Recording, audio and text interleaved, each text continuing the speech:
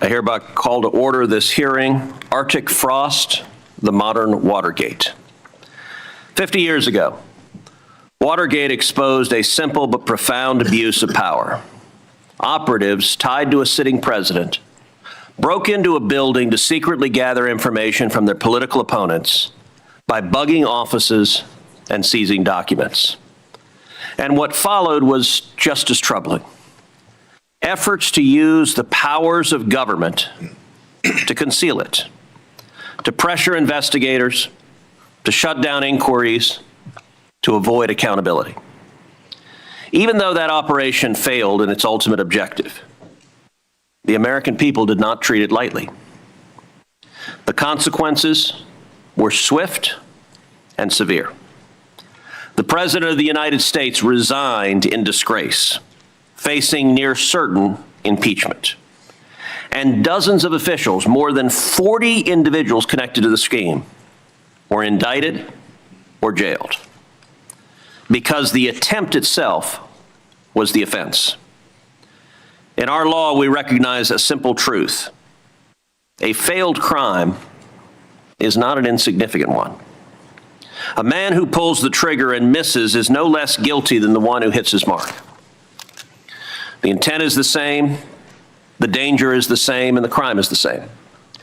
And if Watergate taught us anything, it is that even a single abuse of power carried out by a handful of individuals can shake the foundations of our republic. But what we confront today, the Biden administration's Arctic Frost scheme, is not a single act. It is a modern Watergate, trading a break-in at one office for a digital sweep into approximately 100,000 private communications, more than a dozen senators, and thousands of individuals' lives. But even that comparison falls short. It is something far broader, an operation that aligned Democrats across all three branches of government.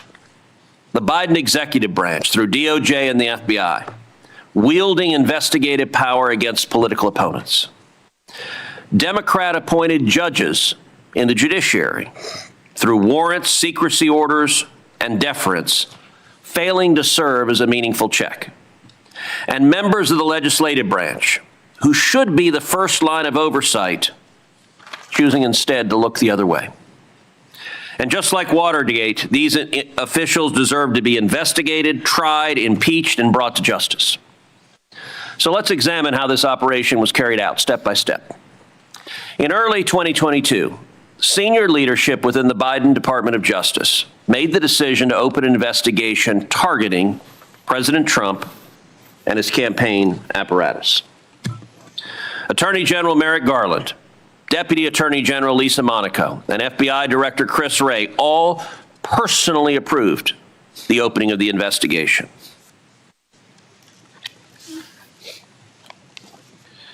On April 4th, 2022, they signed a confidential memo with each of their signatures. That fact matters because Watergate was carried out in secret by operatives who were not brazen enough to act with formal written authorization from the highest levels of the Department of Justice.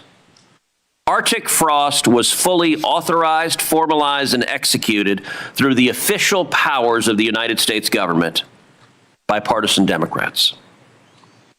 Then, in the fall, came the nearly 200 subpoenas. We're talking about information pertaining to hundreds of entities and individuals. Over 400 Republican-aligned groups and individuals, including the most sensitive categories of personal data, gathered, retained, and in some accounts shared across offices. Watergate was about a handful of files in a single office. This reached into tens of thousands of private communications, emails, records, and personal data. Toll records, bank records, donor lists, law firm records, and other personal files relating to every major conservative organization were subpoenaed. Who were the targets of this? Donald Trump's campaign, the RNC, the Conservative Partnership Institute, Save America PAC, America First Policy Institute, and even MyPillow, because God knows we have a national security threat from rogue pillows threatening our country. Watergate broke into an office. Arctic frost reached into the private lives of thousands of Americans. Meanwhile, conservative leaders found themselves equally violated. The Biden administration sought the phone records of nearly 20% of the Republicans in the Senate, including multiple members of the committee, including myself. Without our knowledge, the FBI took the cell phone data of nearly 20% of the Republicans in the Senate, including information about with whom we were talking, how long we were talking, and from where we were calling. Toll records are not trivial. They are a map of your life, giving insight into your relationships, your movements, your patterns. Such invasive subpoenas were granted by Judge Boasberg, a Democrat-appointed judge, on the premise that any one of us, or to be clear, all of us, as duly elected United States senators, would destroy evidence, tamper with witnesses, or obstruct justice. And Judge Boasberg signed those orders like he was printing the menu at a Denny's. One after the other, facts be damned, every member of the Senate is likely to destroy evidence. Such invasive subpoenas are an abuse of power. Recently, even more troubling facts continue to emerge. Biden's Department of Justice subpoenaed the toll records of now FBI Director Kash Patel and now White House Chief of Staff Susie Wiles. They were not aiming low. They were trying to take out everyone on the other side. Both were at the time private citizens and key members of President Trump's 2024 election campaign. Now imagine the reverse. Imagine for just one moment that President Trump's Department of Justice had secretly obtained the phone records of Senator Schumer, and Senator Whitehouse, and Senator Durbin, Senator Hirono, and Senator Padilla. My Democrat colleagues would be losing their minds right now in this hearing if the Trump Department of Justice had done that. Imagine if a Republican Attorney General, a Republican FBI Director, and a Republican appointed judge had all signed off on a covert effort to sweep up the communications, locations, data, and call history of every Democrat-affiliated organization and individual in the United States. Imagine if a judge, a Republican-appointed judge, signed an order that said Senator Durbin will destroy evidence if he is aware of this subpoena, because that's what this judge did. Would anyone in this hearing room call that routine? Would Democrats call that normal law enforcement activity? Would the press shrug its shoulders? Of course not. There would be wall-to-wall coverage. There would be cries of authoritarianism. There would be emergency hearings, demands for resignations, and talk of impeachment before the sun went down. Instead, my Democrat colleagues can barely get their heart rate above 60 beats per minute. Arctic frost is the culmination of a gross pattern of abuse by Democrats for partisan ends to elect and re-elect a Democrat president. In 2016, Obama's FBI began spying on the Trump campaign just a month before Election Day. In 2020, Biden's FBI met with Senators Johnson and Grassley in an effort to throw off their investigation into the now infamous Hunter Biden laptop, calling the laptop disinformation, a claim we now know was false. The FBI went to the chairman of the Senate Judiciary Committee and lied to him in an effort to change the outcome of a presidential election. Democrats for years have exhibited the pattern of abusing public law enforcement powers for the sake of politics. A pattern this committee, under the leadership of Chairman Grassley, is now working to uncover and expose. Because no administration, Republican or Democrat, has any business turning the surveillance powers of the federal government against its political opposition. 50 years ago, this nation was confronted with an abuse of power.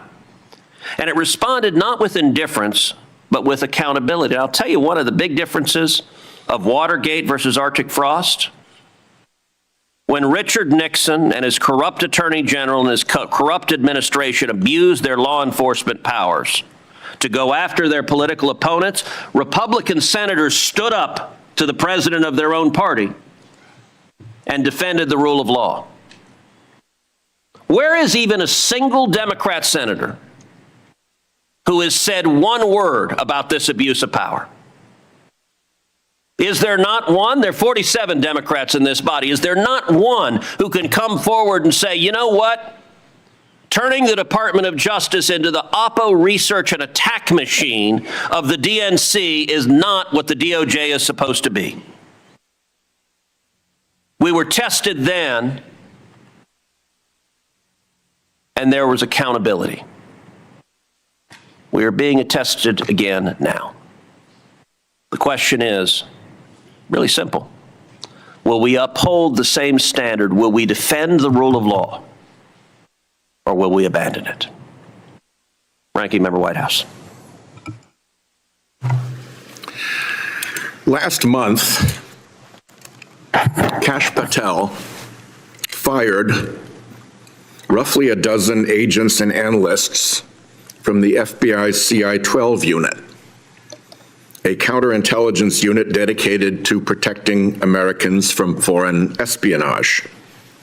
One of the foreign actors that this unit specializes in is Iran and its proxies. According to CNN, this unit was, and I quote, instrumental in tracking potential threats after the first Trump administration killed a top Iranian official in 2020. Just days after Patel fired these agents, President Trump started a war in Iran that has already led to the deaths of at least 13 American service members. If it seems like a bad decision to fire career law enforcement professionals who specialize in defending against Iranian threats just days before we start a war with Iran, that's because it is. And it's even worse when you consider why Patel fired these agents. These agents had been assigned to Jack Smith's investigation into Donald Trump's illegal hoarding of classified documents at Mar-a-Lago. Patel claims that as part of that investigation, Jack Smith issued grand jury subpoenas for toll records for Patel and for Susie Wiles when they were private citizens. Patel also insists that the FBI recorded one of Wiles's phone calls, which her own attorney has denied. If you ask anyone with law enforcement experience to react to news that the FBI may have sought these toll records, the response is simple. Of course they did. Virtually every investigation involves subpoenas for toll records for any number of reasons. Sometimes it's to construct a timeline of events. Sometimes it's to rule out wrongdoing. Sometimes it's to prepare for a witness interview.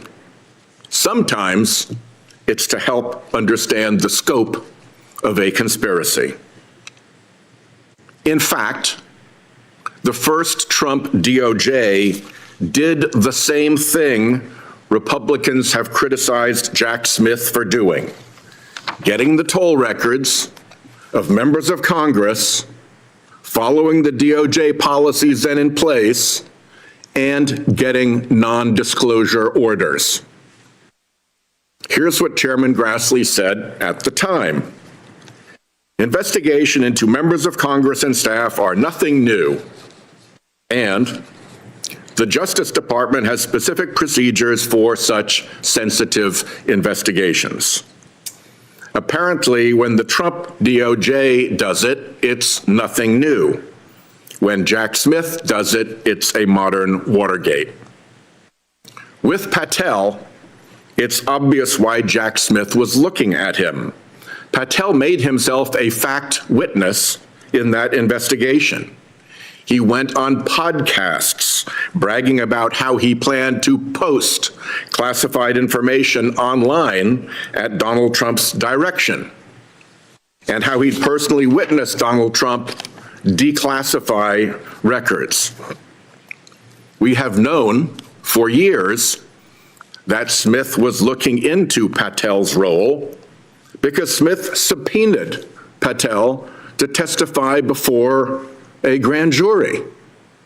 Where is Patel's grand jury testimony? Why is that still hidden?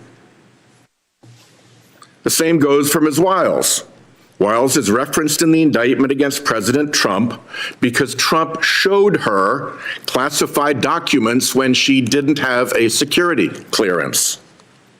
The same month that indictment came out, the PAC Wiles ran received its highest payment ever from the Trump campaign. That's another thing that any investigator worth their salt would take a close look at. The same goes for the rest of the subpoenas my colleagues on the other side want to talk about today. Jack Smith was investigating a massive conspiracy by Trump officials and their allies to overturn an election and attack the Capitol on January 6. Is anyone surprised that he issued subpoenas as part of that investigation? And why? As Smith told the House Judiciary Committee under oath, his investigation, quote, involved interviewing and subpoenaing records of Republicans because that's who Donald Trump sought to prey on to stay in office. Somebody geared up the Republican Attorneys General Association, or RAGA, to sponsor the rally that turned into the riots on January 6 and pay for robocalls, urging people to march to the Capitol building and fight to protect the integrity of our elections. Jeffrey Clark, who worked at DOJ at the time, tried to convince the Department of Justice leadership to send a letter to try to overturn the election results in Georgia. President Trump almost made him acting attorney general because Clark was willing to help Trump try to overturn the election. Pretend for a minute that Jack Smith and all the DOJ and FBI officials who helped his investigation did do something wrong. What would real oversight look like? Well, first, Republicans would accept Jack Smith's offer to testify before this committee under oath, instead of holding a series of hearings on conspiracy theories without anything new to say. Why not call him? Hear it from the man himself. Second, Republicans would let us see Jack Smith's full report on his investigations into President Trump. We only have Volume 1, which explains the subpoenas he issued in the 2020 election interference investigation.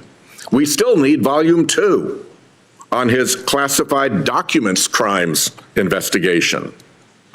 Democrats on this committee have asked DOJ to give us Volume 2, but Republicans have been silent as President Trump and his MAGA DOJ have fought to bury the report. Third, Republicans would oblige Kash Patel to tell us what he told the grand jury in that classified documents investigation. They might also hold Patel accountable for misleading this committee in sworn testimony. I've asked Patel multiple times under oath to describe his testimony to us, as Rule 6E plainly allows. First, he said he couldn't because it was under seal by the Chief Judge for the U.S. District Court for the District of Columbia. Turns out that very Chief Judge later said that nothing was preventing Patel from divulging his testimony to this committee as the rule allows. So that testimony was false. When Patel came back, he told another lie, this time that he had already released the transcript of his testimony. Here's the transcript he might have been talking about. As you can see from reading it, oh, wait a minute, you can't read it because it's almost completely redacted. And it's not even from the right hearing. This is from the time Patel appeared before the grand jury in the Mar-a-Lago classified documents crimes case to assert his Fifth Amendment rights because he was afraid of being prosecuted. The testimony that he actually ended up giving once his Fifth Amendment plea was accepted and he was immunized, we have never seen. If this committee is so interested in Jack Smith's investigation, it should want to know what Patel had to say in that investigation, why he was so afraid to say it, and why he's so afraid to tell us about it now, and instead repeatedly lies to this committee. I'll close by talking about what this hearing should be about. Those counterintelligence agents Kash Patel fired aren't the only career law enforcement officials forced out by this administration, nor are they the only ones purged because they were assigned to investigate President Trump's crimes. Here's what has happened at the FBI since President Trump took office. The FBI has lost at least 300 agents working on national security matters, transferred agents out of the domestic terrorism operations section, disbanded the Foreign Influence Task Force, and instructed joint terrorism task forces to work on immigration cases. At DOJ, more than 6,000 employees have left. The National Security Division has lost up to 1/3 of its leadership, half the line prosecutors in the counterterrorism section, and half the workforce in the counterintelligence section. Attorney General Bondi disbanded DOJ's Task Force Capture, Kleptocracy Team, and Kleptocracy Asset Recovery Initiative. It is the same story throughout the administration where conspiracy theories and obsessions with revenge are decimating the career law enforcement who protect us against national security threats. Major cuts at the Office of the Director of National Intelligence. Laura Loomer forcing out the heads of the NSA and U.S. Cyber Command. DHS gutting its Office to Prevent Domestic Terrorism and putting a 22-year-old with no experience in charge. And cutting the workforce of CISA, which protects us from cyber security threats from bad actors like Iran. Americans are made less safe every time this committee holds a hearing promoting fake outrage about Jack Smith and denigrating FBI and DOJ professionals. Every time MAGA influencers like Laura Loomer convince the president to fire agency heads. And every time Kash Patel fires FBI experts because he wants to distract from his own incompetence, his wasting of taxpayer dollars to fly around the world on a private jet, his partying at the Olympics, or his undermining of the FBI's own investigation. Instead of chasing conspiracy theories down rabbit holes, that's what we should be focused on. Chairman Grassley. Yeah. Thank you, Senator Cruz, for your strong leadership, but more importantly, for the outstanding statement you gave this morning that reminds us a lot of history as well as what's going on right now. Today is the second in a series of Artie Frost hearings that I've authorized as chairman. I started my investigation into Arctic Frost in July of 2022 based on credible whistleblower disclosures. Senator Johnson has since joined the investigation, and I appreciate our joint work. Our goal is to publicly release as many records as possible. The public has a right to know how the taxpayer dollars have been used and who was involved up and down the decision-making chain. Today, we're making new records public. Some records are dated January 2023 before Jack Smith's team secretly sought most member tolling data. The records include a wish list created by Smith's team naming 14 members of Congress for whom they wanted to seek tolling data. Some of those members are senators on this very committee. But the list notes that Smith's team already knew these members had communication, so include text messages for some members with individuals associated with President Trump.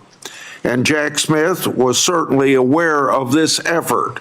To quote from the emails we're making public today, quote, "Before we tell Maine, meaning Maine Justice, we're going to fire off subpoenas for so many members' tolls. I should make sure that Jack's aware." Another record states that, quote, "Unlikely the many of these members will cooperate with, unlikely many of these members will cooperate with our investigation." The same record also says the members, quote, "likely have a valid speech or debate privilege, immunizing them from compelled testimony," end of quote. I've already publicly released other records showing Smith's team was warned that subpoenaing congressional information could violate the speech and debate clause. I've also publicly released 197 subpoenas seeking sensitive financial information from over 400 Republican groups and individuals. Some of the information sought included legislative branch communications. Even with these constitutional concerns, Smith's team secretly sought and obtained member of Congress tolling data, and when one phone company pushed back, Smith backed down. That calls into question the necessity of obtaining member data. Another record calls into question Jack Smith's assertion that the House January 6th committee materials, quote, "comprised a small part of the office's investigative record," end of quote. This new record states that of the January 6th report, quote, "leadership teams fully read and reviewed.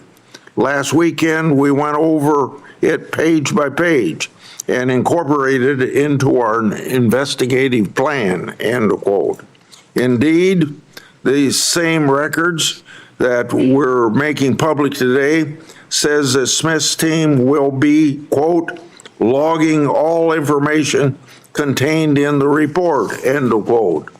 Also, the record states Smith's team will, quote, "leverage," end of quote, "the report to, quote, "avoid needless interviews and focus the interviews we perform on underdeveloped topics," end of quote.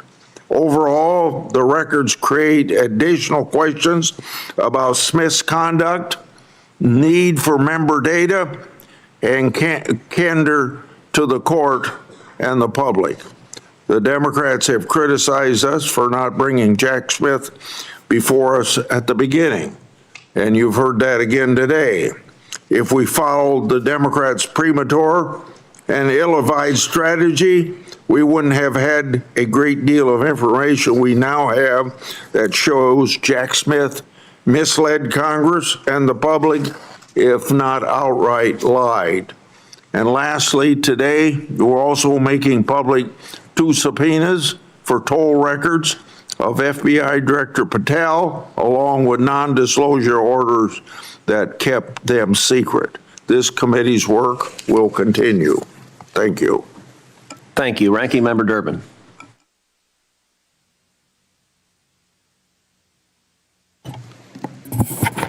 Thank you, Mr. Chairman. Last week, America lost a man who devoted his life in service to our nation. Robert Mueller earned a Bronze Star and a Purple Heart serving as a Marine and risking his life in Vietnam. He led the FBI after 9/11, helping to secure our nation after the worst terrorist attack in American history. Mueller was an amazing man.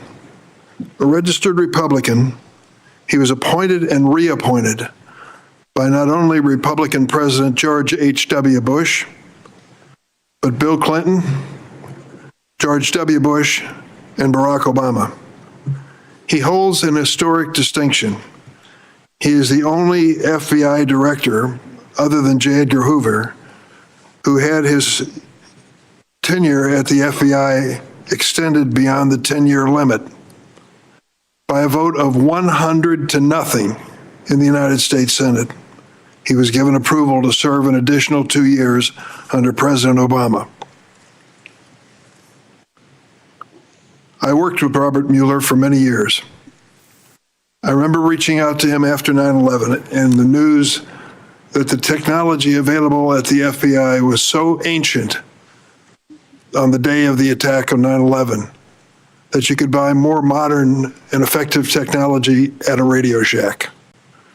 I said to him, I am not an expert in this area in any way whatsoever, but I want to help you if I can.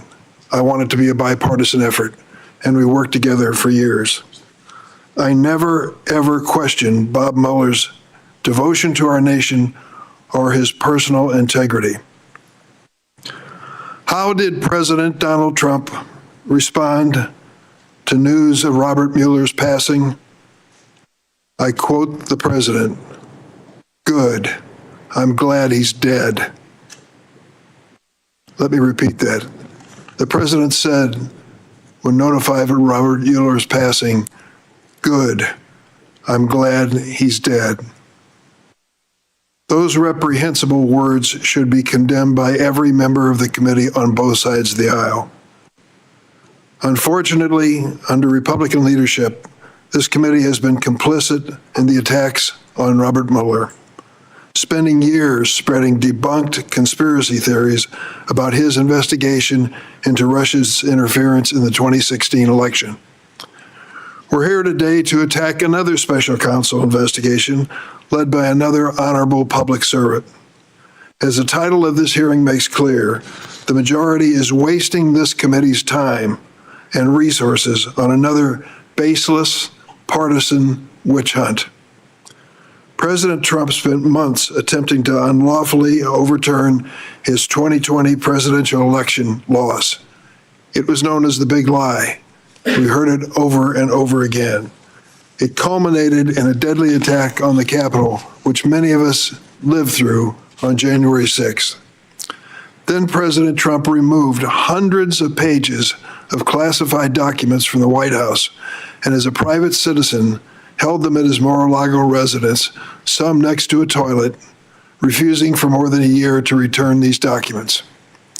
Despite this unprecedented and egregious conduct, my Republican colleagues claim the Watergate-level scandal is the actual investigation into Trump's brazen transgressions, not his historically dangerous action.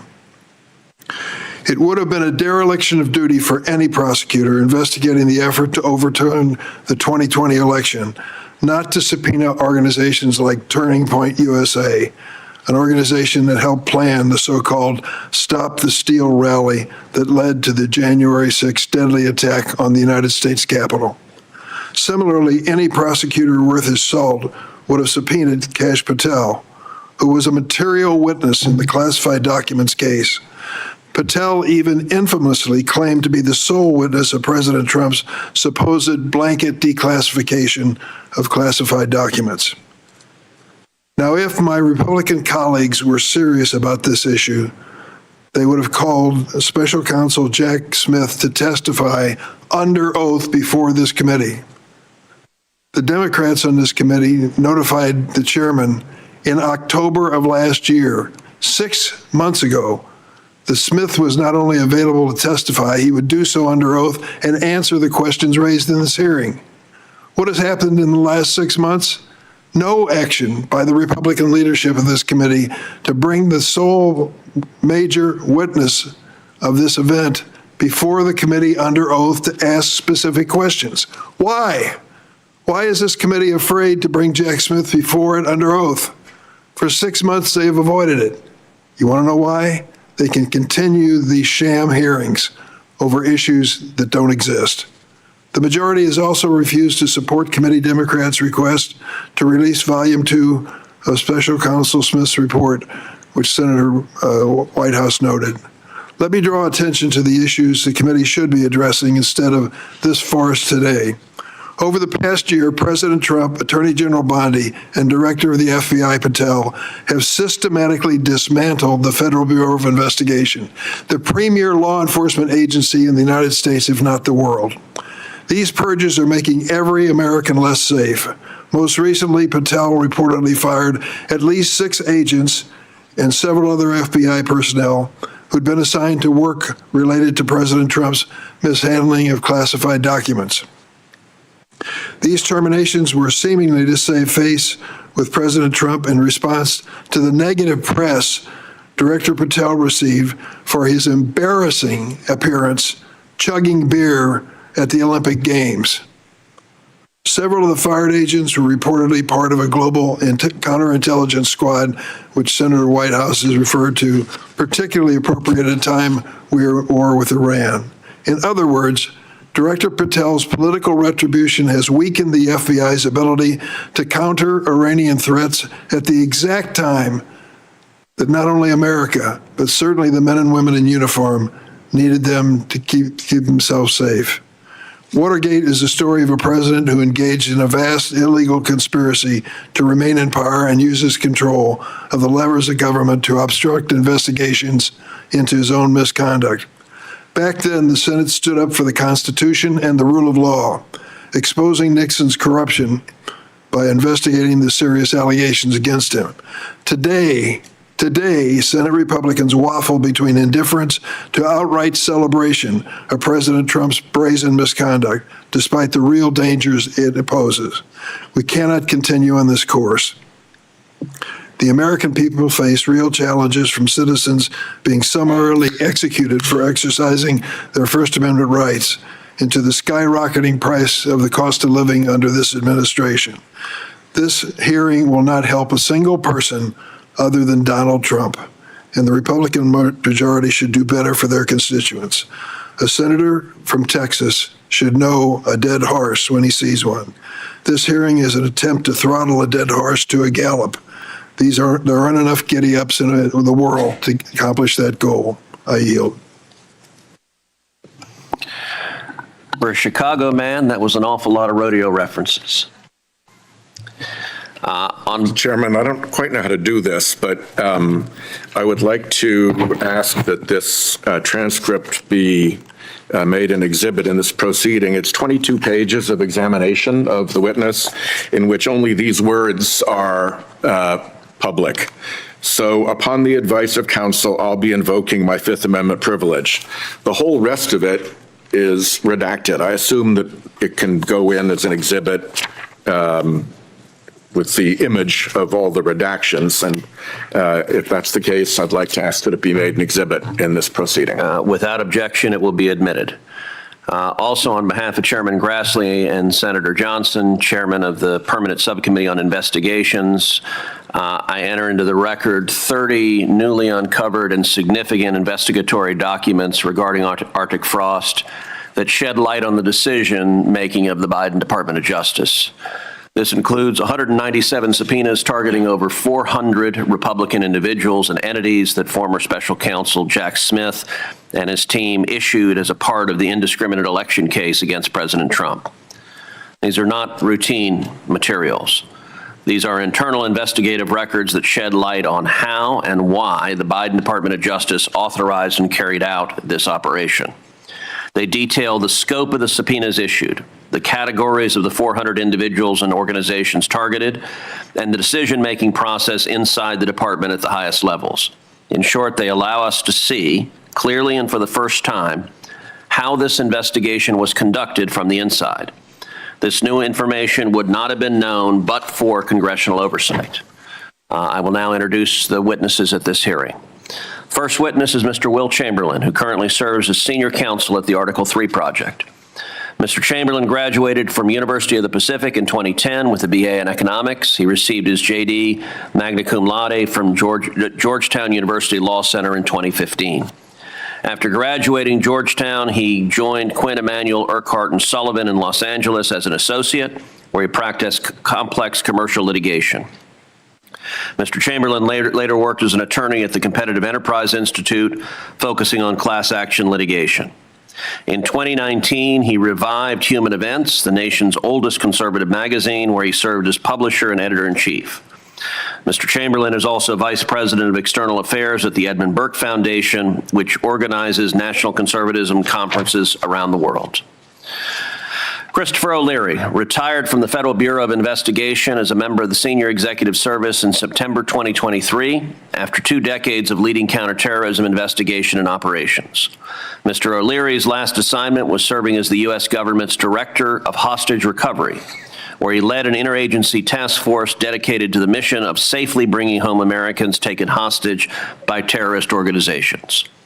Mr. O'Leary is also a former United States Marine Corps gunnery sergeant and Iraq War combat veteran. Thank you for that, sir. Mr. O'Leary holds a bachelor's degree in Middle Eastern Studies from Rutgers University, a master's degree from Georgetown University's McDonough School of Business, and a master's degree in Government and National Security from Harvard University. Our third witness is Margot Cleveland, an attorney, legal analyst, and investigative journalist and former academic. After graduating from the Notre Dame Law School, where she earned the Hoynes Prize, the law school's highest honor, Ms. Cleveland served for nearly 25 years as a permanent law clerk for a federal appellate judge on the Seventh Circuit Court of Appeals. Ms. Cleveland is a former full-time university faculty member at the University of Notre Dame, where in 1998 she received the Frank O'Malley Undergraduate Teaching Award, the highest award for undergraduate faculty members.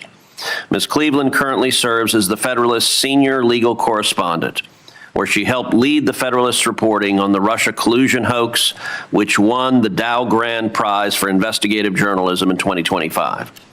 Ms. Cleveland is also counsel for the New Civil Liberties Alliance, where she practices constitutional law and has co-authored several Supreme Court amicus briefs and a petition for certiorari. And Mr. Chamberlain, we'll start with you. You're recognized. Thank you, Chairman Cruz, Ranking Member Whitehouse, and members of the committee. Thank you for the opportunity. And actually, hold on a second. Before we do that, I need to ask each of you to stand and raise your right hand. Do you swear that the testimony that you are about to give before this subcommittee is the truth, the whole truth, and nothing but the truth, so help you God? All of you have answered affirmatively. Please be seated. And now, Mr. Chamberlain, you're recognized. Thank you, Chairman Cruz, Ranking Member Whitehouse, and members of the committee. Thank you for the opportunity to testify today. On February 26, 2025, Reuters broke a remarkable story. They reported first that in 2022 and 2023, Jack Smith and the Biden Justice Department subpoenaed toll records of calls from Kash Patel and Susie Wiles as part of the now infamous Arctic Frost investigation. Both were private citizens at this time, and the surveillance continued while Wiles was co-managing President Trump's election campaign. This was troubling, but sadly it wasn't shocking. This committee has been investigating Smith's abuse of his subpoena power against a slew of Republican senators, alongside Judge James Boasberg's unlawful nondisclosure orders that hid the existence of those subpoenas from those senators. But Reuters, if anything, buried the lead. The article also revealed that in 2023, the Biden FBI had surreptitiously recorded a phone call between Susie Wiles and her attorney. This is a remarkable breach of attorney-client privilege. The Reuters article, relying on 2 FBI sources, claimed that Wiles' attorney had been aware of the surveillance on the phone call, which, if it were true, would have been a shocking ethical breach by Wiles' lawyer. The following day, however, Wiles' lawyer denied having ever consented to any such recording, stating correctly that, quote, if he ever pulled a stunt like that, he wouldn't and shouldn't have a license to practice law, end quote. His denial is, in my view, credible. What lawyer in their right mind would secretly consent to law enforcement recording a privileged phone call with their client? But the lawyer's denial raises more questions than it answers. Why then did 2 FBI sources tell Reuters that the lawyer had consented? Were the sources lying, or were they relying on false records created by FBI agents working with Smith? It wouldn't be the first time FBI personnel have falsified records in their pursuit of President Trump. Remember that Kevin Kleinsmith, a former FBI lawyer, pled guilty to intentionally falsifying information to obtain a FISA warrant in the Russiagate investigation. The scandal isn't merely that this phone call was recorded, it's also about how the records of the recording were hidden. The FBI's primary digital case management system is called Sentinel. Within it, investigators can apply a special designation to a file called prohibited access. Files coded this way become completely invisible in standard Sentinel searches. If an agent runs a keyword search that should hit these documents, the system returns a false negative. It reports no responsive documents, even though they exist. While this prohibited access designation might make theoretical sense for files dealing with the most sensitive classified matters, it clearly does not make sense that records of Susie Wiles' phone call being surveilled would qualify. The agents who marked those records prohibited would have known that. If Wiles' lawyer had been aware of the recording, it would have constituted consensual monitoring. Monitoring such a call would likely require DOJ approval, but it could be lawful.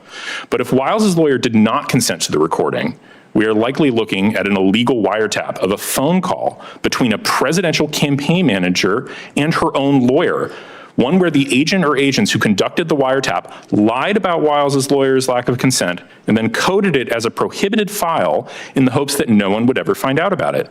This would be a more brazen FBI intervention into domestic politics than anything during the Russiagate investigation, which is certainly saying something. We often hear liberal law professors complain about the Trump administration undermining the DOJ and FBI's independence. Sophisticated listeners should immediately translate independent as unaccountable. Illegal wiretaps and inappropriate prohibited file classifications are the fruits of an independent FBI that acted with impunity because it was not subject to the democratic accountability that our Constitution demands. The president is tasked with the responsibility to take care that our laws be faithfully executed, not to submit to the FBI and DOJ, transforming themselves into an unaccountable fourth branch of government. And this body can help by providing essential oversight and scrutiny. I welcome any questions. Thank you. Mr. O'Leary, you're recognized.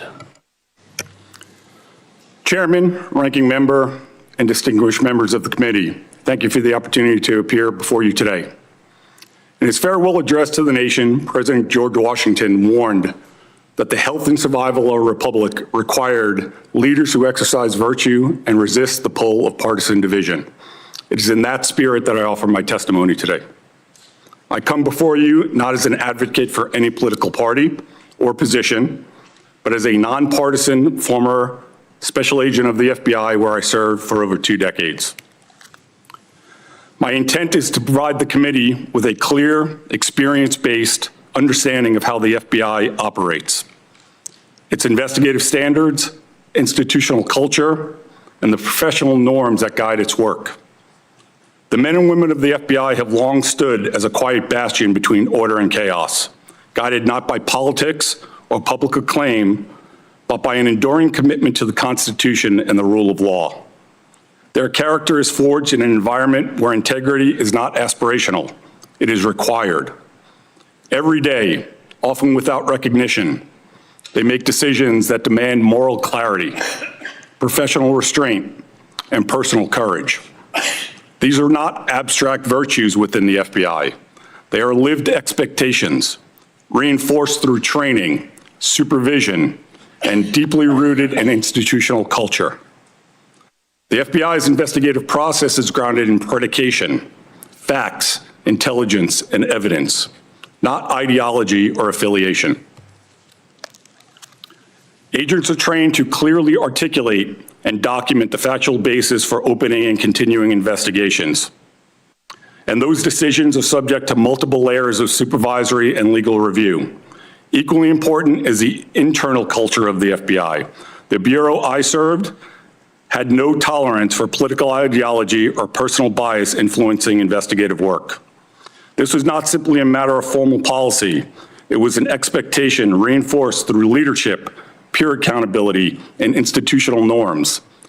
The credibility of the FBI, both in court and in the eyes of the public, depends on that neutrality. And FBI professionals understand that their work must withstand scrutiny, not only in the moment, but years later.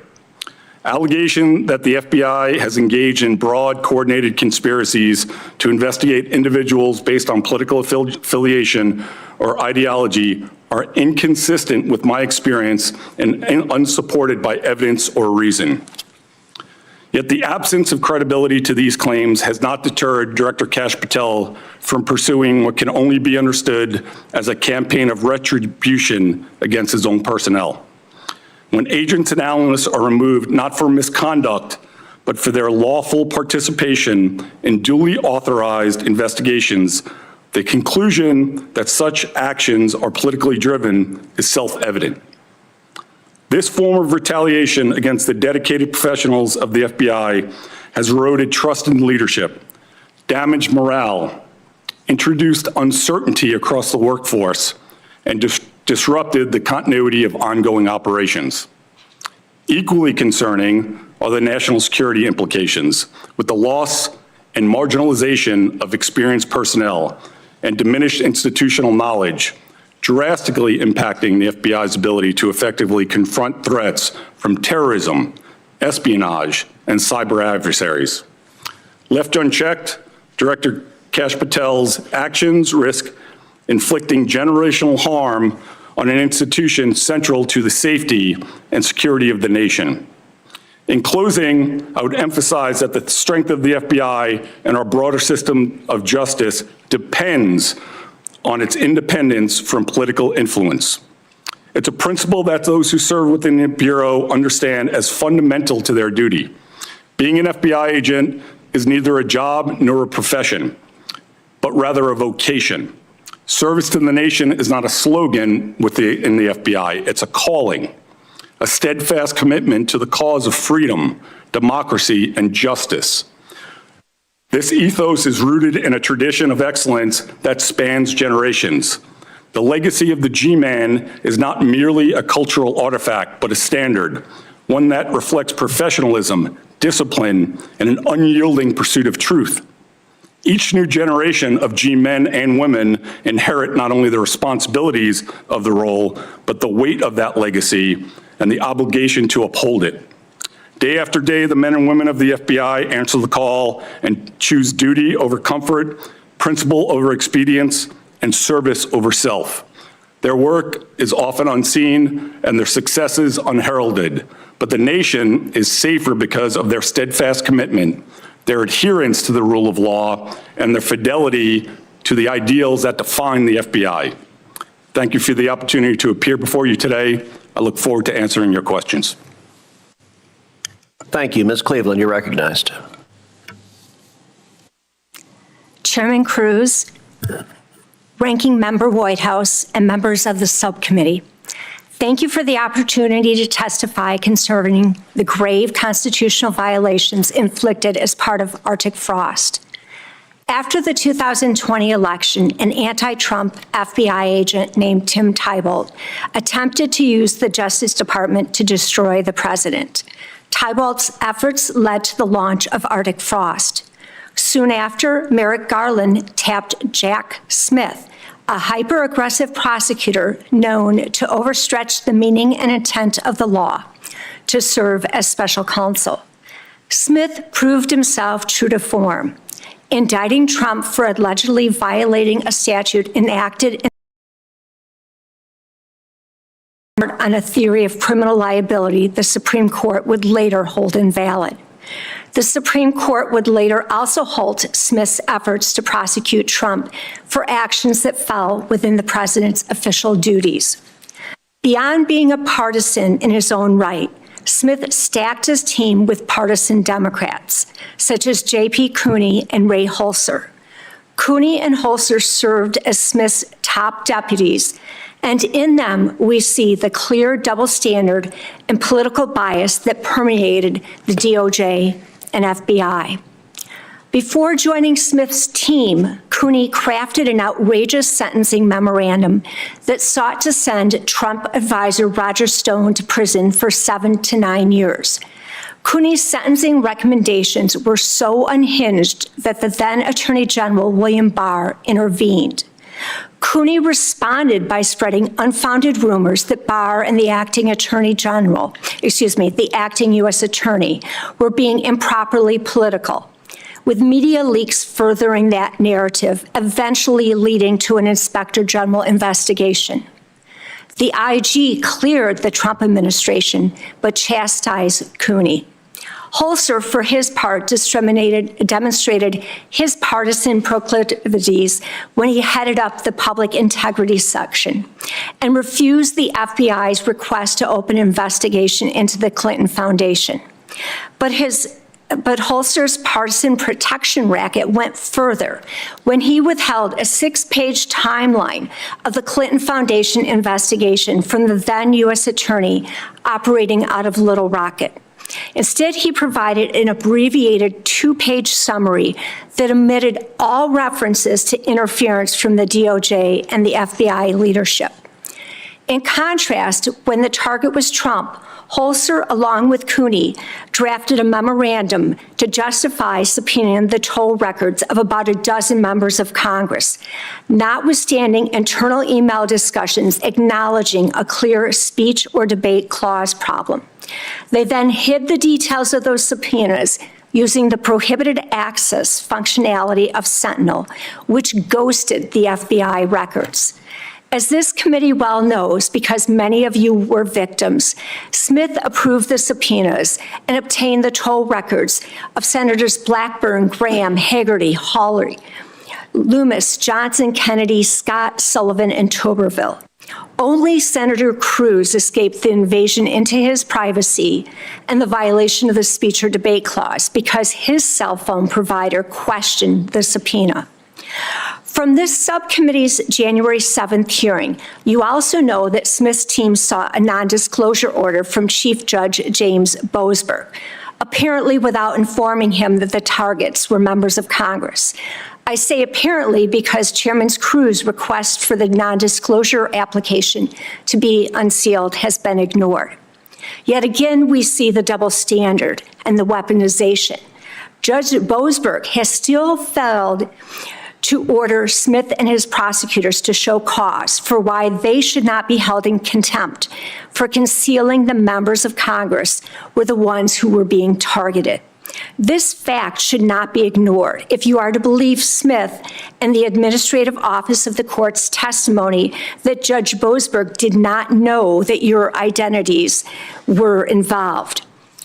It makes absolutely no sense that Boasberg would not enter a show cause order to hold Smith accountable for violating your rights, given Judge Boasberg's nearly year-long crusade to hold a member of the Trump administration in contempt. We now know that Smith violated the speech or debate clause, rubber-stamped by Judge Boasberg. He went further and he subpoenaed the toll records of Kevin McCarthy, former Speaker, and Chairman Jim Jordan, again under cover of a non-disclosure order. Add to that the hundreds more served on individual Republicans, including Trump's attorneys, Republican organizations such as Charlie Kirk's Turning Point USA. And they didn't seek merely toll records, but also bank records, which revealed the donor base. The breadth of these constitutional intrusions is unprecedented. But to recap, Smith unconstitutionally was appointed special counsel in violation of the Appointments Clause. The subpoenas of the toll records violated the speech or debate clause. The vast and unjustified subpoenas to Republicans and the organizations that were connected to them violated the First Amendment associational rights. The targeting of Trump's attorneys implicates the Sixth Amendment right to counsel. And using prohibited access to bury records is a huge due process violation that raises potential violations of Brady. Smith and his team must be held accountable. Thank you. Thank you. Let's start with the foundation. Ms. Cleveland, Jack Smith issued nearly 200 subpoenas, is that correct? Yes. Those subpoenas targeted over 400 Republican individuals and organizations, correct? Correct. Many of whom had no connection to those who entered the Capitol on January 6th, correct? Absolutely. And in fact, some of those organizations didn't even exist on January 6th, is that correct? It is. So we're not talking about a narrow investigation. We're talking about a sweeping operation targeting virtually the entirety of the other side politically. It was a fishing expedition. So let's turn to the Constitution. Subpoenaing the toll records of members of Congress, does that raise serious constitutional concerns? Absolutely. And in fact, we have the PIN who notified the special counsel's office of those concerns. And Jack Smith had apparently said that he was going to consult with the Solicitor General, according to the release of the information from Senator Grassley this morning. Yet when he was deposed by the House and was specifically asked if he spoke with the Solicitor General, he said, on this discrete issue, no. Among other issues, it raises significant issues with the speech and debate clause, correct? Absolutely. So much so that, as you noted, when Jack Smith subpoenaed AT&T to get my toll records, AT&T refused to comply with the subpoena because they concluded that it violated the speech and debate clause. Is that correct? Absolutely correct, and they backed down. Jack Smith did not try to enforce that subpoena, did he? He did not. He did not go to court and litigate the matter, did he? He did not. Does that suggest, as it does to me, that he knew damn well what he was doing was illegal and would not be upheld in court? It does suggest that. When the federal government subpoenas donor lists, internal communications, organization records, does that implicate the First Amendment and also freedom of association in particular? It does, and the Supreme Court made that clear in the NAACP case. Mr. Chamberlain, aside from the legal violations, what specific crimes, if any, were actually uncovered as a result of the Arctic frost investigation? I'm not aware of any crimes that were uncovered. Would the senators, donors, organizations, and individuals who were surveilled and subpoenaed have ever learned about the Arctic frost investigation had Trump not won in 2024? Probably not, mainly because of these non-disclosure orders, but also, I mean, the fact that a lot of these records we're now just learning about them because they were in these prohibited access files only available to the FBI director. So if the FBI director was a Democrat, there's no reason to think we'd know about them. How would you compare the scope of the violations in Arctic frost to Watergate? I think, if anything, it might even be greater. I mean, the scope of this in terms of the sheer number of people and organizations affected, and as I discussed, I mean, this brazen violation of attorney-client privilege, wiretapping a phone call between Susie Wiles and her lawyer, these are egregious offenses. And you know, if Watergate was just about a single break-in, I mean, this is effectively, compound that by 200. All right, Mr. O'Leary, I appreciate your service. One of the things you testified is you said, quote, the effectiveness and legitimacy of the FBI depend on its independence from political influence. I very much agree with that, and I will say as an alumnus of the Department of Justice, I am deeply saddened, and frankly, I'm angry that under President Biden, the Department of Justice and the FBI were weaponized and its integrity badly compromised. You are right. That's how the FBI is supposed to behave, and that's how the Department of Justice is supposed to behave. So Jack Smith was not investigating a crime based on evidence. He issued subpoenas to get the toll records of the following senators: Mike Lee, seated to my right; Josh Hawley; Lindsey Graham; John Kennedy, seated to my right; Marsha Blackburn; Ron Johnson; Rick Scott; Bill Hagerty; Dan Sullivan; Tommy Tuberville; Cynthia Lummis, and myself. That's over 20% of the Republicans in the United States Senate. Mr. O'Leary, is it consistent with the obligations of the Department of Justice and the FBI to issue subpoenas with no factual basis and no legal basis? Senator, it is not, and in my experience, FBI agents would never approach a matter without the proper justification and articulable facts to open their investigation. Okay, good. So you said they would never do that. Judge Boasberg signed an order, I'm holding the order right here, in which he concludes, and I'm going to read, the court finds reasonable grounds to believe that such disclosure, in other words, notifying the senators on that list, will result in destruction of or tampering with evidence, intimidation of potential witnesses, and serious jeopardy of the investigation. Are you aware of any factual basis whatsoever that a dozen senators will destroy evidence? I am not, but I will tell you that non-disclosure orders are a routine part of investigations. Based on facts. Give me any hypothetical fact. By the way, do you know any facts that I will destroy evidence? Let's take it me personally. I cannot, Because Jack Smith went into court and said, I will destroy evidence if I know about the subpoena. And this clown signed the order one after the other after the other. Are you aware of any basis? Look, I'm a member of the bar. I take my obligations seriously. The FBI signed off on that. Mike Lee concluded he would destroy evidence. John Kennedy, well, Louisiana, maybe. I will say, I'll give a special dispensation for the great state of Louisiana. But there is no basis. By the way, is it consistent with DOJ's obligation to also ask a judge to violate the law and not inform the judge of it? no, it would not be. Well, 2 U.S.C. Section 6628 explicitly bars non-disclosure orders applying to the Senate. And yet, in the lawless Department of Justice, I assume they didn't tell Judge Boasberg, hey, we're asking you to violate the law. Would you sign this? Do you assume that as well? You would have to ask the DOJ that, but you make a good point, Senator. Thank you. Ranking Member Whitehouse.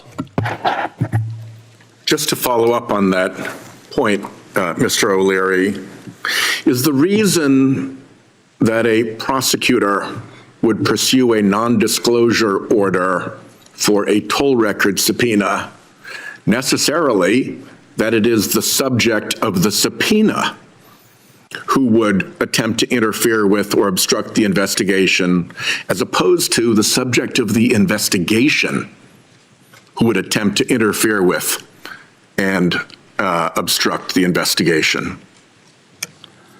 Senator, it depends on the investigation. It could be the subject of the investigation. It could be associates. The idea of a non-disclosure order is to not really let an individual know that they're under investigation. But one cannot infer from the existence of a non-disclosure order any accusation that the subject of the order was intending to interfere or obstruct. It could just as easily be that it was actually the subject of the investigation, one of the conspirators, for instance, who the court was concerned about, who the prosecutor was concerned about. It certainly could be, but as I was There we go. Communicating to Senator Cruz, non-disclosure orders are a routine Standard. part Understood. of FBI investigations. Understood.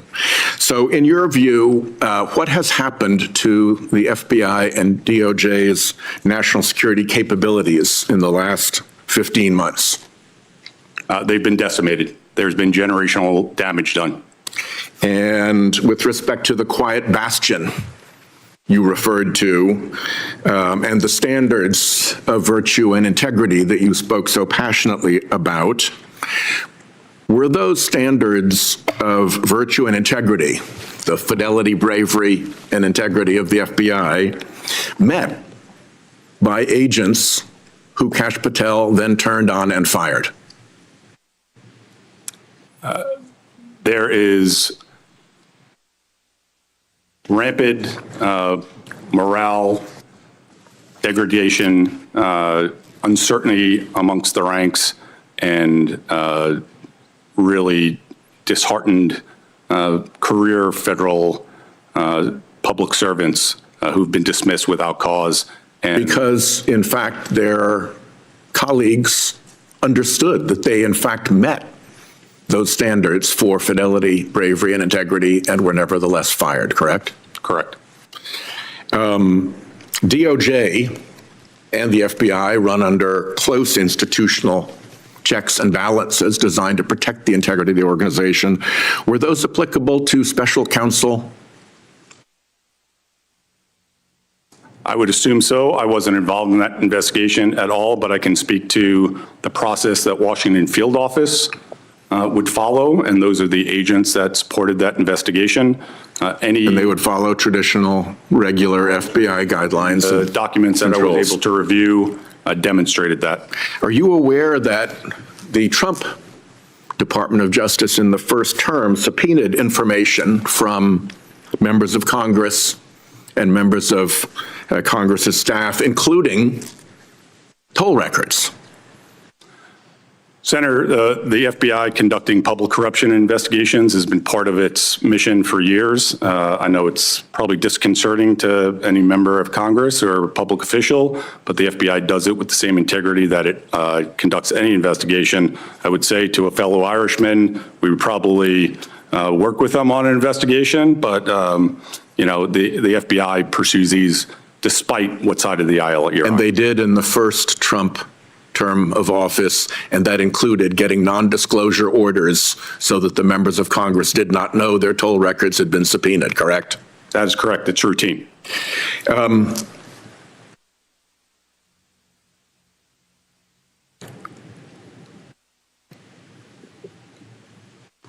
Tell me a little bit, as we wrap up here, about the work of the CI-12 unit and what condition it is now in as hostilities with Iran exist. So CI-12 is a foreign counterintelligence squad in Washington field office, and the agents that were dismissed from there and from the counterintelligence division at FBI headquarters work a variety of counterintelligence priorities. Iran is one of them, and dismissing some of these people just days before the war with Iran kicked off creates problems with sustained focus and could impact operations. And in fact, some of the FBI's institutional knowledge is contained in the knowledge and experience of senior FBI agents. And so when they are purged for political reasons, that component of the Bureau loses something fairly significant. That is true, Senator. So there were some senior leaders at headquarters that were removed. And then in this last year alone, 2 assistant directors from Washington field office were both removed. My time is up. Thank you, Chairman. Thank you. Without objection, I'd like to Sorry. With respect to the question of the NDOs and the reason for that, I'd like to put into the record the letter that I wrote to Speaker Johnson, giving what I consider to be the accurate background related to that, dated January 15, 2026. Without objection, will be entered into the record. Thank you. Also, without objection, I want to introduce into the record a November 2nd, 2023 letter from Chairman Grassley to the DOJ Office of Inspector General, raising concerns that in 2017, DOJ subpoenaed personal phone and email records of Republicans and Democrat congressional staff. I'm also entering into the record a November 8th, 2023 letter from me, Chairman Grassley, and Senator Lee to Attorney General Garland, raising similar concerns and requesting information on the subpoenas of congressional staff. Contrary to what Senator Whitehouse said in his opening, Republicans did raise concerns about the DOJ obtaining records from congressional staff of both parties. And I will say, just a minute ago, Mr. O'Leary, you were being asked by Senator Whitehouse about investigating members of Congress, and it is certainly true that DOJ has a long tradition if there's evidence of particular misconduct. For example, our former colleague, Senator Menendez, is currently incarcerated in prison for corruption. And if you've got evidence of criminal conduct of one individual, the Department of Justice has an obligation to investigate that. Would you agree that's qualitatively different than a fishing expedition targeting 20% of the Republicans in the Senate? Would you agree that's qualitatively different? I'm not familiar with the details of either investigation, so I wouldn't want to speculate. Well, let me ask you this. Would you be troubled if tomorrow the Trump Department of Justice issued a subpoena for the phone records of every Democrat that sits on the Judiciary Committee? Not if it was based on factual evidence, specific and articulable facts. Well, let me be clear. I'd be damn troubled. And that would be an abuse of power. And I'm going to predict not a single Democrat's going to say even a word about the abuse of power on their side. And that double standard is troubling. Senator Lee. Thank you very much, Senator Cruz, for convening this hearing. It's an important topic. About a half century ago, President Nixon resigned. He did so under pressure on the basis of public outrage that stemmed from a break-in at DNC headquarters. It's an act of lawfare, you might say, or maybe better said, political espionage. Today, the media and my Democrat colleagues have fallen conspicuously silent when confronted with a scandal that in some ways is of much larger proportions, because it involves the official law enforcement apparatus of the U.S. government in a much more direct way than that one did. President Biden's systematic weaponization of the Department of Justice and federal law enforcement against his political opponents is a development of staggering proportions. And by development, I mean scandal. Just like the Watergate break-in, Arctic frost was ultimately an attempt to sway the results of a presidential election. But this comparison may even be unfair to President Nixon, who never attempted to quash dissent by putting the opposition candidate in prison for trumped-up charges. Now, thankfully, the Biden administration failed in that misguided effort. President Trump was elected by the people to become the 47th president of the United States. But we have to ensure that this kind of lawfare can't occur again. Mr. Chamberlain, I'd like to start with you. Your testimony focuses, among other things, on an FBI recording of a 2023 phone call between Susie Wiles, who was at the time managing President Trump's presidential campaign, and her lawyer. Now, according to the FBI, the lawyer was aware of the recording, but isn't it true that the lawyer denied that he had ever consented to that arrangement? That's true. That was widely reported. And if, in fact, the lawyer did not consent, your testimony today is that this would have been and was an illegal wiretap by the FBI in the absence of her lawyer's consent with the FBI. That's correct. And the FBI designated this as a prohibited file to prevent anyone from finding out about it. That seems to be correct, yes. Okay, so they did something they weren't supposed to do, then they designated it as a prohibited file to cover it up. Now, in general, should the president be able to direct the FBI to spy on the campaign of his political opponent? Absolutely not. And isn't listening to a private conversation between a presidential campaign manager and her lawyer in many ways much more serious as an abuse of government power than an attempted wiretap of the DNC headquarters in Watergate? Correct, because there's two interests being invaded. First is just the wiretap generally, but then it's doubly invasive because it's supposed to be a privileged conversation. A privileged conversation, which regardless of who's involved in it, is supposed to be privileged. And that takes on additional flavor and additional degrees of seriousness when that person happens to be a client represented by a lawyer who happens to be managing the presidential campaign of the then incumbent president's lead and exclusive challenger, effectively. Ms. Cleveland, you referenced the FBI's use of protected access tag for Arctic frost subpoenas. What is this functionality, and why does it raise due process concerns in your mind? So prohibited access is a functionality which makes the records invisible. So when there's an investigation going on, the FBI agents are doing searches maybe by keywords of names, it will come back and say there are no results. They will believe there are no results. We already have evidence that this has been used in the investigation of Trump. We also have evidence that has been used in other investigations that were high profile. From the due process concern, a lawyer is entitled to have evidence that is exculpatory to their clients. If there is exculpatory evidence or even evidence that calls into credibility, that the credibility of one of the witnesses, that has to be turned over. It can't possibly— For Brady and Giglio purposes, yeah. Exactly, right. Brady Giglio. It can't be turned over if they don't know about it. That's a huge problem from the due process perspective. Right, so you're forestalling up front what would be part of the defendant's due process in the event of eventual criminal proceedings. Now, really quickly before my time expires, tell me whether to what extent Judge Boasberg knew or would have had reason to know what the NDOs were actually covering. So without seeing the application, it's impossible to say he should have known.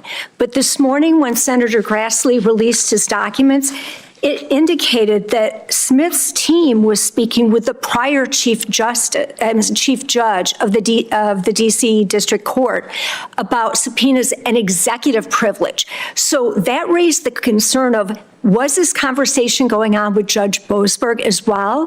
If not, did Smith's team actually decide not to have the same kind of conversations because they were concerned that Judge Boasberg wouldn't go along with it? So we don't know what Judge Boasberg knew, but we do know he didn't demand Smith come in and explain himself, as he has done time and time again with the Trump administration in trying to hold someone in contempt there. Okay, so this would be outside the norm, not only for this type of action, but out of norm even for what Judge Boasberg has done in other cases. In the contempt, in calling them in for contempt, absolutely. Thank you. My turn. Senator Durbin. Thank you, Senator Lee. Ms. Cleveland, you've given a pretty lengthy bill of particulars in reference to the special prosecutor, Jack Smith. I tried to keep up with your statement. You've accused him of being a hyper-aggressive prosecutor, partisan, deputies who are politically partisan, running some sort of partisan protection racket, unconstitutionally appointed, a litany of constitutional misconduct, guilty of a fishing expedition, and on and on. Would there be value for you to be able to ask Mr. Smith questions about your assertions? Only after I've seen enough background information to poise good questions, such as Senator Grassley's release this morning revealed for the first time that he had. No, I'm just asking in general terms, not to get specific. Well, as a lawyer, I have to give you the specific answers. Well, I'd like you to do it very briefly because I have a limited period of time. I'm just asking you if you had a chance to ask Jack Smith questions. Not until I've seen the documents that will inform the questions and be able to confront him. You don't do a deposition until you've done document review. I think that goes without saying in the practice of law. But let me ask you if you could ask him questions under oath, whether that would be more value than just general questions. Again, after I've seen the documents. You don't think being under oath puts any special obligation on a person who is asked a question? You can be under oath, and if you're not confronted with the evidence, the answer is not going to be as informative. It sounds like you're afraid to face him. Not at all. Well, good. Let me ask you this question. If you could do it in the setting of, say, the Senate Judiciary Committee, and you had a chance to ask those questions under oath, do you think that might be of value? After I've reviewed all of the relevant documents, including the ones hidden in prohibited access. How about we make sure that that meeting of the Judiciary Committee is public so America can witness the questions and answers? Would that be of value? After all of those documents have been released, yes. Oh, you wouldn't want to testify, you wouldn't want to question him until all the documents have been released? The relevant documents that are hidden in prohibited access, absolutely need those before you question him. That may be a luxury which most attorneys and others would not have access to. Well, they shouldn't have been hidden in the first place. Well, it isn't a question of hiding as much as legal access. The point I'm getting to is that for the last 6 months, the Democrats on this committee have said to the Republicans on this committee, bring Jack Smith into this room, sit him down in front of that microphone, put him under oath, and ask whatever questions you have. All these assertions, the bill of particulars has been issued by some of the witnesses today, would have to be confronted by him directly, under oath, in a public hearing for America to see. Of course, any lawyer who's been on a law school more than 15 minutes know that there's value to the circumstances of asking those questions. But they won't do it. For 6 months, the Republican majority wants to hear hearing after hearing of what's wrong with Jack Smith, and the one person they should ask that of directly, Jack Smith, they won't call before this committee. What are we waiting for? If this is worse than Watergate, as some senators have asserted, isn't it about time that we get to the primary source, Jack Smith under oath, under penalty of criminal perjury or perjury, if he fails to testify? I don't get it. What are they waiting for? They'd rather have the hearings than have the answers. And that, to me, doesn't help. Mr. O'Leary, how many years of service did you give to the Federal Bureau of Investigation? Over 20, sir. Did you retire? I did, yes, sir. And you said quite a bit about what the Federal Bureau of Investigations means and what they stand for. One of the things that I noted that you didn't have time to read into the record, I want to make sure is noted, and that is your statements about Robert Mueller. What you had to say about him is amazing. You say, the example set by Robert Mueller established a standard of quiet professionalism, integrity, and disciplined leadership that permeated every level of the Bureau. That is high praise. I feel the same way about him, and I hope I made it clear in my opening statement. Where are we now? We're 15 months into this new president, a 48-month term. Damage has been done to the Federal Bureau that you've described as generational damage. What's the future of the FBI? What the FBI deserves and needs is an unbiased leader, somebody with investigative and operational experience and leadership experience, and a commitment to public service and justice. Unfortunately, I do not see that in the current director. He does not have any background or experience, and he lacks the character and the disposition to carry out the duties that the American people deserve, and the country is less safe under his leadership. I agree with your conclusion, and a great deal has to be done to rehabilitate and resurrect this great agency. Thank you very much. Senator Kennedy. Thank you, Mr. Chairman. Mr. Chamberlain, I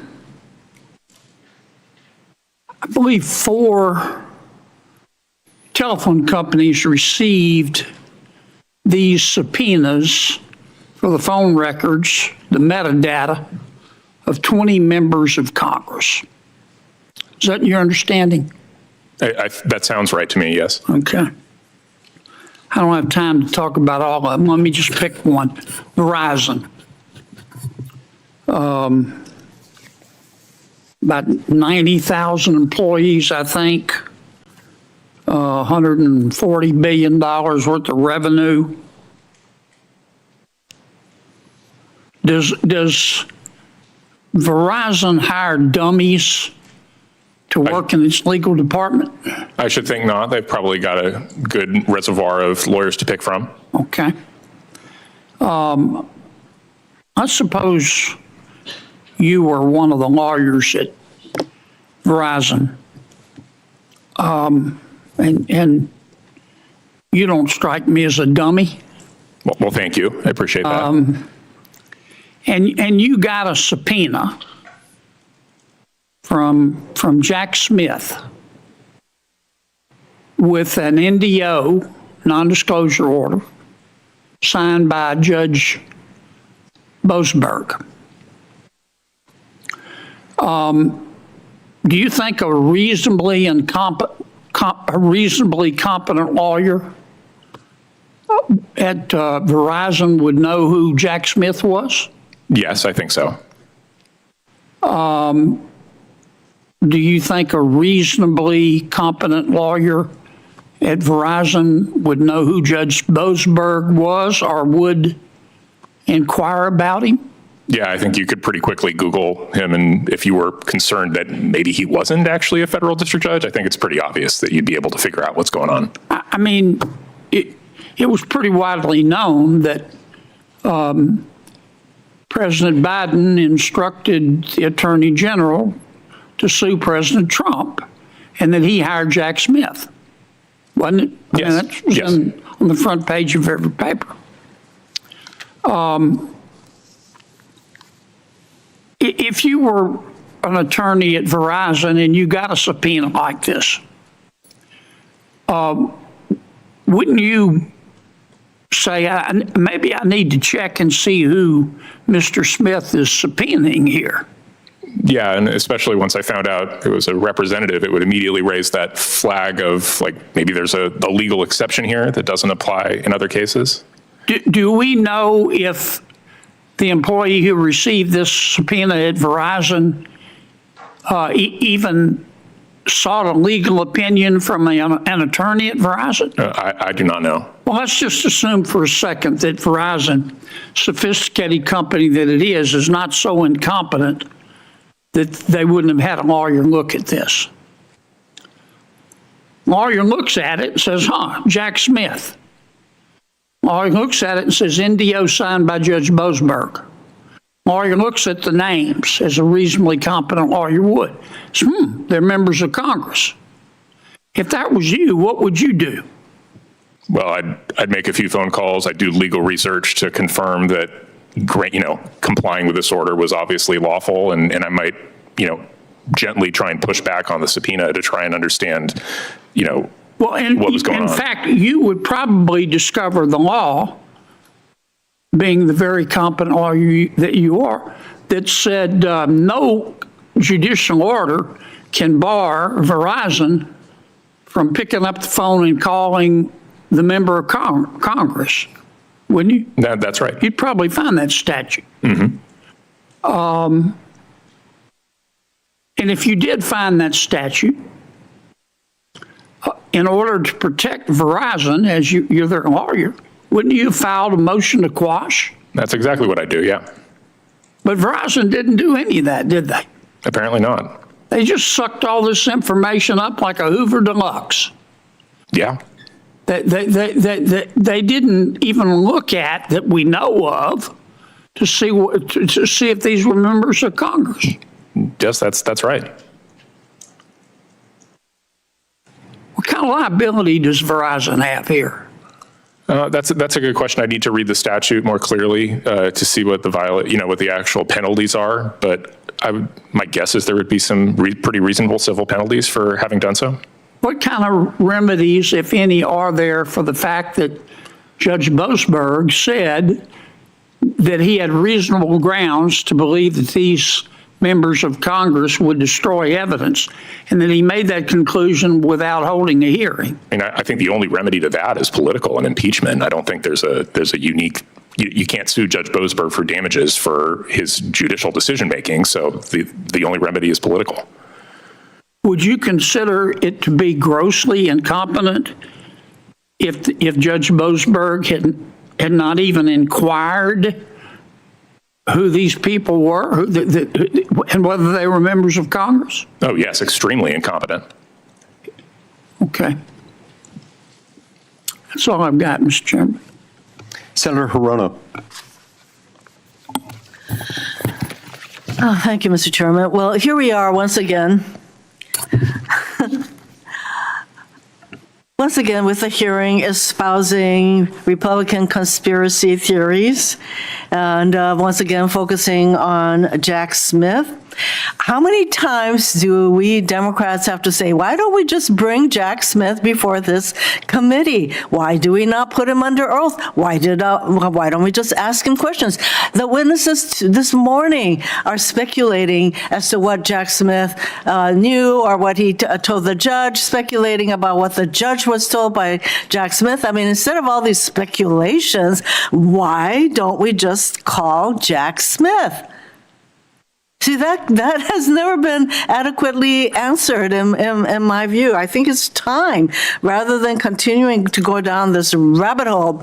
And really, the term milking a dead cow or beating a dead horse comes to mind, because this is what this exercise is.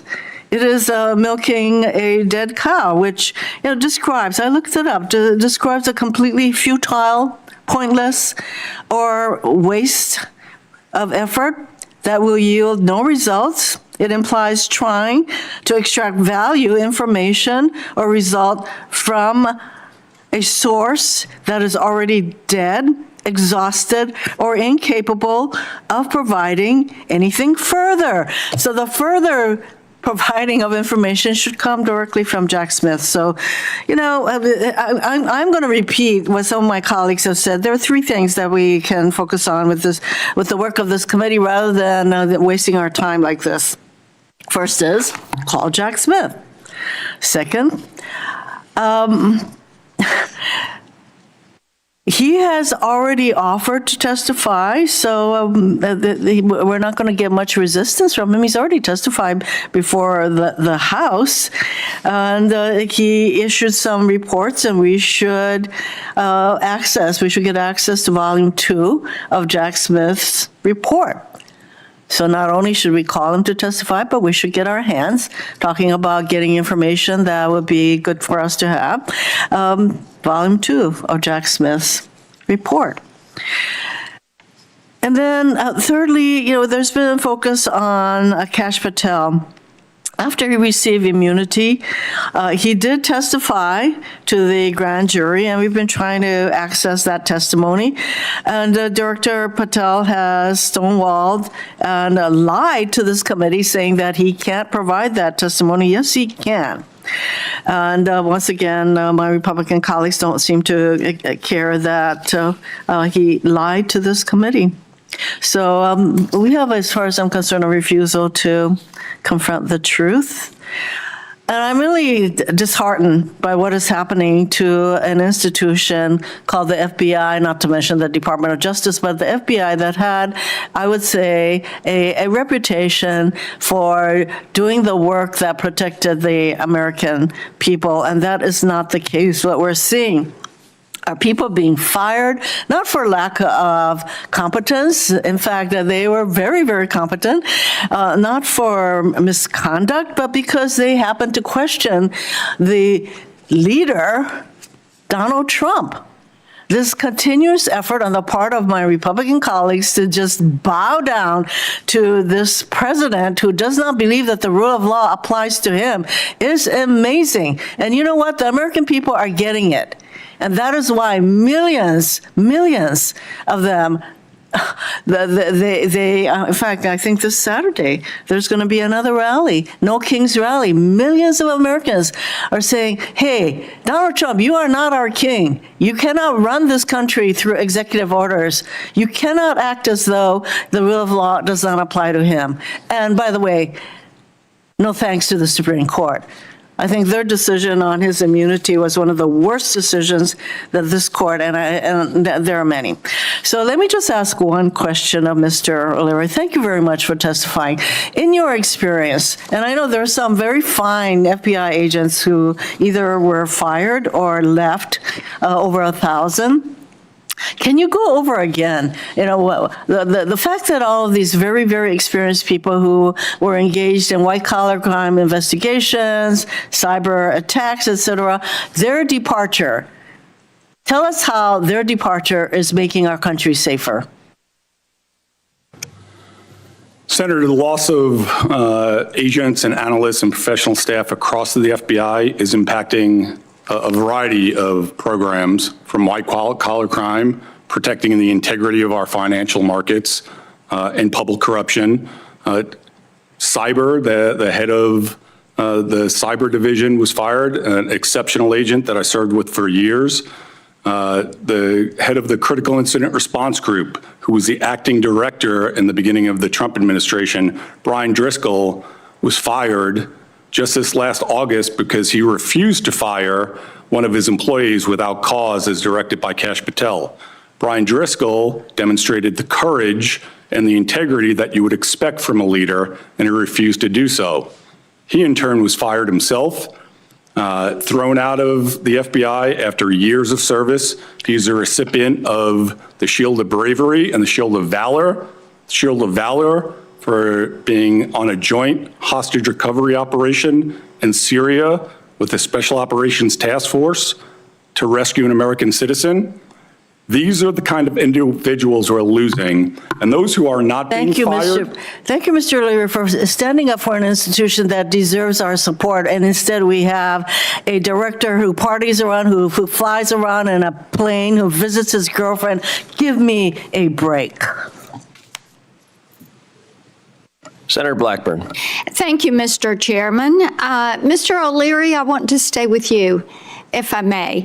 Now, my colleague across the aisle seems to have a problem with Kash Patel, and you made a statement that you think he's made our country less safe. Do you own that statement?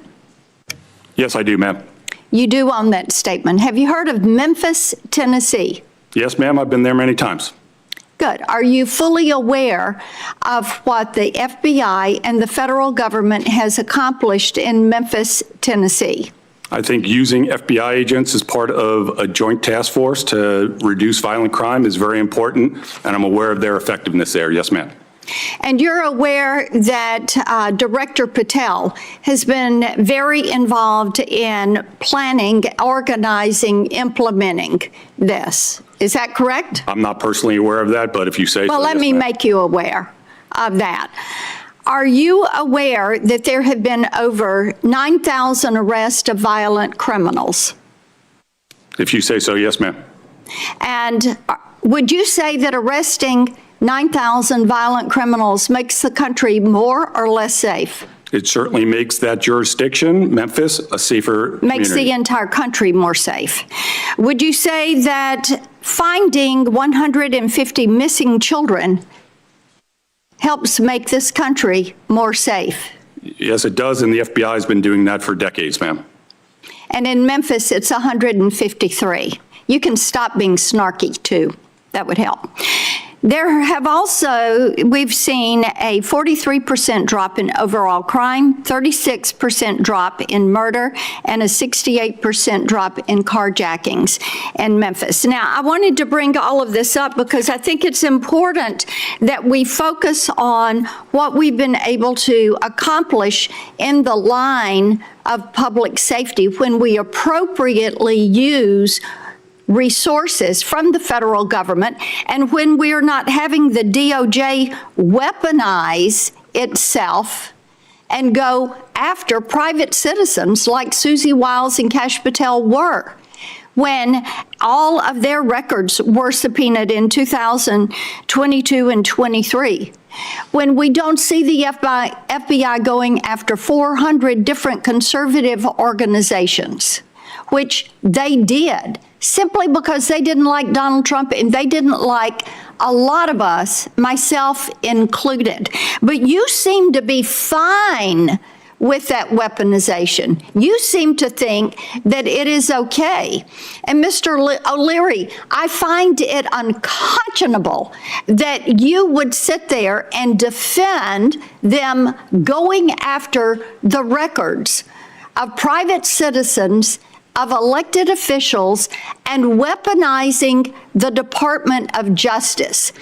But that is what they did. I think it is really unfortunate that this type of weaponization appears to what we had come to expect out of the Biden administration. Mr. Chamberlain, I want to come to you. Talk for a minute about that danger of the expectation of weaponization, the effect and the impact, pardon me, that has on conservatives, and what Congress needs to do to make certain this doesn't happen to anybody, whether it's a liberal or a conservative. It seems that we have a witness who is fine with it happening to conservatives, but I'm sure he would not be happy if it happened to a liberal. Well, it's a very big worry that you're effectively, demeaning the First Amendment because you're crushing the rights of people to engage in political advocacy. If the underlying threat is, if you do this for the wrong side, we're going to bring federal law enforcement to bear upon you. And Mr. O'Leary, are you okay with it being weaponized to go after conservatives? Does that suit you? Did you think that was a justifiable use of taxpayer money and time? Senator, absolutely not. And let me just tell you, politics in the FBI workspace are absent. Nobody understands or knows. It's absent? Or cares. Do you want to own that statement? No, it's my time. Ms. Cleveland, what do you have to say about that? That's laughable. It is laughable. It is absolutely laughable that it has no place after everything we saw with Crossfire Hurricane, after what we're starting to see in the Arctic frost from the prohibitive files.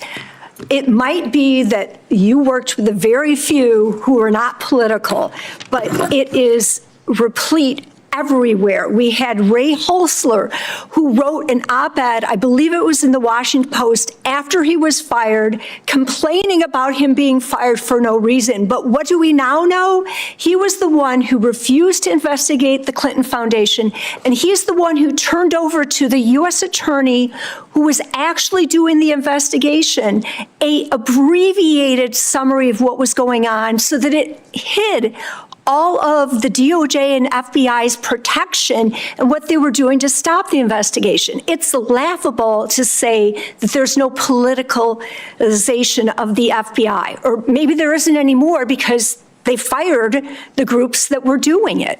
Thank you. Thank you, Mr. Chairman.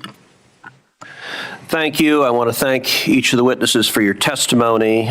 Written questions can be submitted for the record until Tuesday, March 31st at 5 p.m. And I'll ask the witnesses to answer and return the questions to the committee by April 14th at 5 p.m. And with that, this hearing is adjourned.